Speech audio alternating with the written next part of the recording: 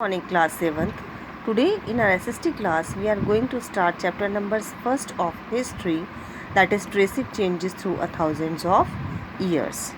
In the previous class we have studied about the history that what are on the ancient period. Ancient previous classes में हमने ancient period की history के बारे में decide किया था और हमने ये भी देखा था कि history of the ancient period and the ancient civilization, the history should be divided into prehistoric period and the medieval period. So medieval period में और प्री हिस्टोरिक पीरियड में जो है वो क्या क्या चेंजेस थे, क्या क्या जो है वो कैसे उनकी लाइफ स्पेंड करते थे, ये सब हमने पहले प्रीवियस क्लासेस में डिस्कस किया था. And what is about and we have also discuss about the changes in the political, economical and social and cultural life of the people. In this chapter we have discussed about the geographical, that how geographical factors influences on history, how geographical factors should also depends on the history, what about the maps and their medieval India में maps का कैसे जो है वो maps बनाए जाते थे, and what we call the study of the map. The geographical conditions of the region directly or indirectly affects in the history. In case of India also, the geography of the subcontinent has greatly influenced its history. Geography determines the development of a particular area. किसी भी particular area के development के लिए geographical factors जो होते हैं वो बहुत ही important होते हैं. And the area where the some economic conditions are also favorable are the densely populated.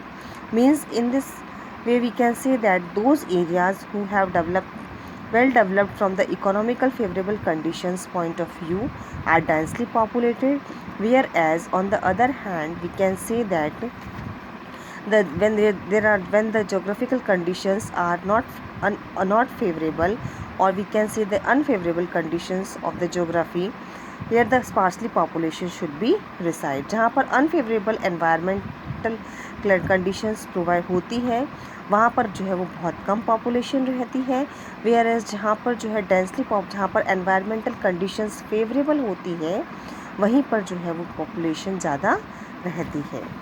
Now the next is the maps and the medieval India. We can say that the art or the science of making map is known as the cartography. What do you mean by the cartography? Cartography means the art or science of making map is known as cartography. A person who study the history of the maps making or use tools and techniques to make the new maps is known as the cartographer. And those person who study about the map, वो व्यक्ति जो map बनाता है, map के बारे में सारी detail study करते हैं, सारे जो भी टूल्स और टेक्नोलॉजीज़ को यूज़ में लेकर के जैसे वो मैप बनाते हैं, that person is called as the cartographer. In the ancient India, people did not know about the cartography or the map making. In fact, the worldwide growth of the trade and development of the empire during the medieval period creates the need of the accurate maps. The Arab and the Europeans were the first who developed the science of cartography. Here the question arises, who firstly developed the science of cartography? को सबसे पहले किसने develop किया? The Arabs and the Europeans.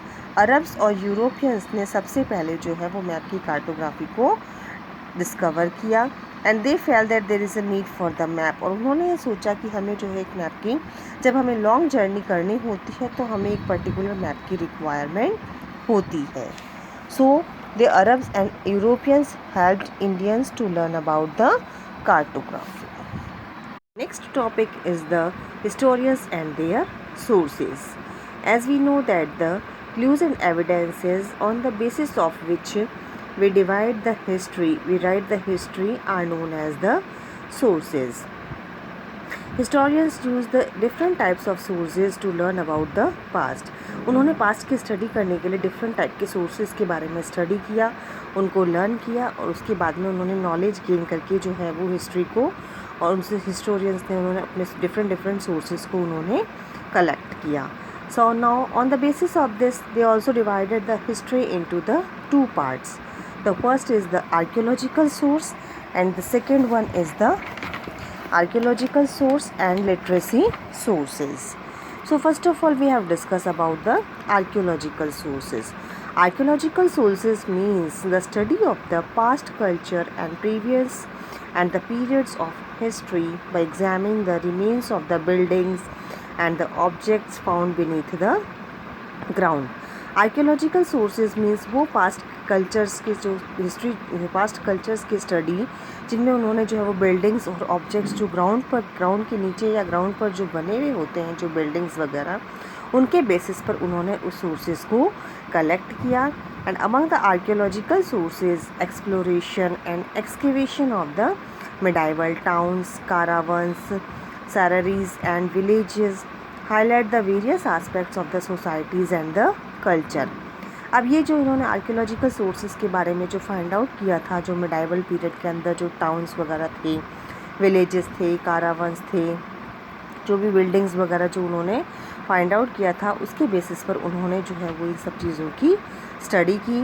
And that is the buildings, paintings, coins, sculptures and inscription are of the medieval important sources of the history.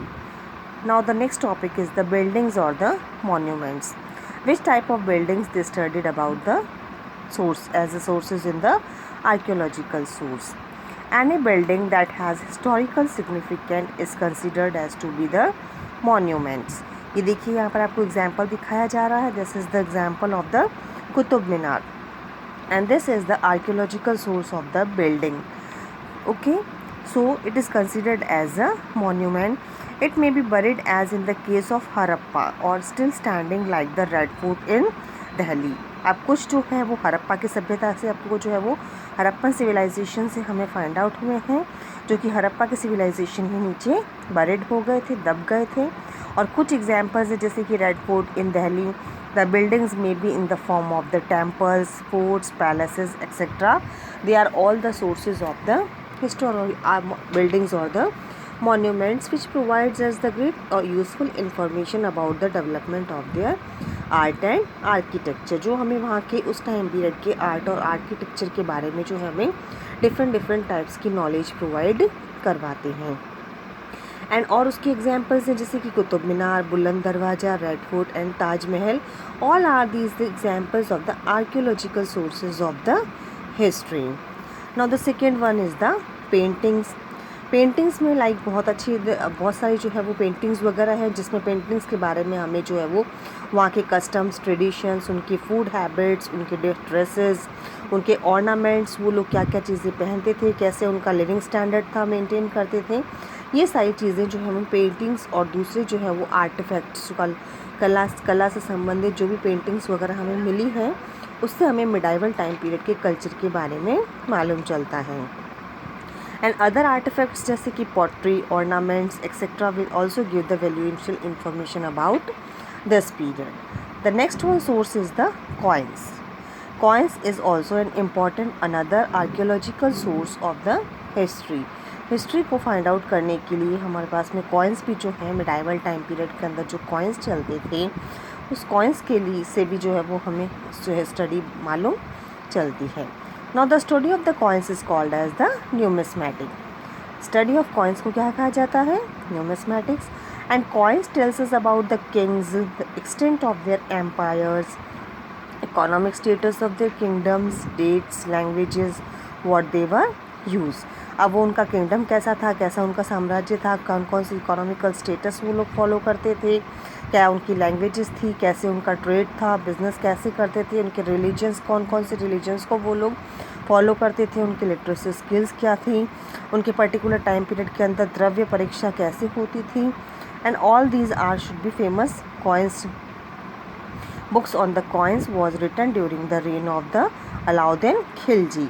और ये सारा coins पर inscription जो है वो आपको अलाउद्दीन खिलजी के टाइम पीरियड में मिलता है. Okay, and this is all about the coins. Now next one is the inscription. These are the writing on relatively hard surface, that is stone और द मेटल. किसी स्टोन या मेटल पर जो hard surface पर जो भी कुछ लिखा हुआ होता है, उससे हमें जो चीज़ें फाइंड आउट होती हैं हिस्ट्री के बारे में, that source is called as the inscriptions.